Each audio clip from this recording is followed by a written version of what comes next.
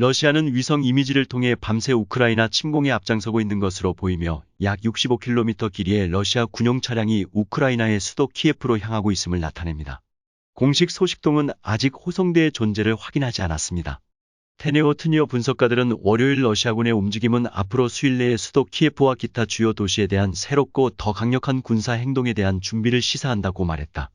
러시아는 위성 이미지를 통해 우크라이나 침공을 진군하고 있는 것으로 보이며 길이가 약 65km에 달하는 거대한 러시아 군용 차량 호송대가 우크라이나의 수도 키예프를 향하고 있음을 나타냅니다.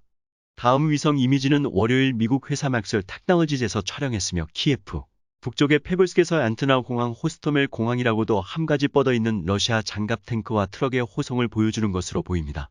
지난주 러시아군과 우크라이나군 간의 전투 우크라이나 수도 북동쪽 외곽에서 호송대의 일부 지역에서는 차량이 도로에서 3에서 4대를 나란히 달리고 있지만 다른 이미지에서는 차량이 하나의 파일로 더 멀리 떨어져 있는 것으로 보입니다. 도로를 따라 거리는 약 40마일입니다. 우크라이나의 상황은 빠르게 변화하고 있으며 현재는 일요일과 월요일에 호송대가 있는 이 이미지와 다를 수 있습니다. 다음 두 이미지는 일요일에 맥셀 테크놀로지즈에서 촬영했습니다. 이 시점에서 호송대는 넓은 지역을 덮지 않는 것으로 보이며 구름으로 인해 해당 지역을 완전히 볼 수 없습니다. 키예프 함락 우려. 공식 소식통은 호송대의 존재를 확인하지 않았지만 러시아가 외곽에서 교전이 있었지만 아직 점령하지 않은 도시인 키예프에 대한 전면적인 공격을 준비하고 있음을 시사하는 두려움이 커지고 있습니다. 도미닉 라브 영국 부총리는 11일 현지 시간 영국은 키예프 함락을 늦추기 위해 할 수 있는 모든 일을 할 것이라고 말했다. BBC는 화요일 아침에 호송대가 키예프에서 17마일 떨어져 있다고 보도했지만 군대가 얼마나 빨리 도시에 도달할 수 있었는지 측정하기는 어렵습니다. 러시아는 지난 목요일 우크라이나 침공을 시작했으며 러시아군은 북부, 동부, 남부의 여러 도시와 지역을 공격했습니다. 그러나 분석가들은 러시아가 러시아 진출을 더디게 진행했으며 예상보다 더 많은 저항에 부딪혔다고 제안했습니다. 미 국방부는 우크라이나의 강력한 저항에도 불구하고 크렘린이 여전히 군대가 키예프를 점령하기를 원하고 있다는 점에 주목했습니다. 국방부 고위 관계자는 월요일 CNBC와의 인터뷰에서 미 국방부의 새로운 세부 사항을 공유하기 위해 익명을 조건으로 말했다. 평가. 러시아가 수도 키예프에 대해 훨씬 더 강력한 공격을 시작하려고 하면 우크라이나의 군대와 민간인 저항이 어떻게 대처할지 훨씬 더 불확실합니다.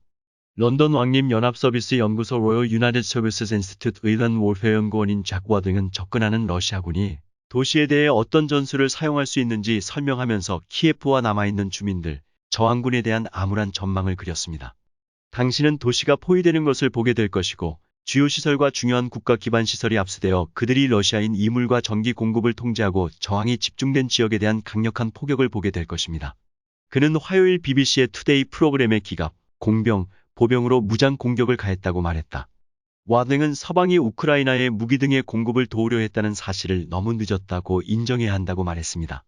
이에 대한 경고는 몇 달 전에 있었고 지난 며칠 동안 보내진 무기를 포함하여 지금 우리가 하는 모든 일은 폴란드에서 기본적으로 구축되고 있으므로 이를 얻는데 상당한 시간이 걸릴 것입니다. 그들은 러시아 항공기의 공격을 받아 우크라이나 전역과 수비군의 손에 넘어갔고 이는 우리 측의 정책 실패입니다. 계속되는 공격. 소셜미디어와 우크라이나 관리들이 공유한 동영상에 따르면 화요일 다른 곳에서 우크라이나에서 두 번째로 큰 도시인 하르키프가 지역 국가관리청 건물을 강타한 대규모 폭발과 함께 심한 포격을 받았습니다. 우크라이나 국가비상서비스는 이번 폭발이 러시아군의 공습으로 발생했다고 밝혔고 내무부 고문은 소셜미디어에 올린 글에서 러시아군의 로켓 공격으로 화요일 최소 10명이 사망하고 35명이 부상했다고 밝혔다. MBC 뉴스는 주장을 독립적으로 확인할 수 없었습니다. 볼로디미르 젤렌스키 우크라이나 대통령은 하르키프 포격을 군사적 범죄라고 부르는 영상 성명을 발표했다.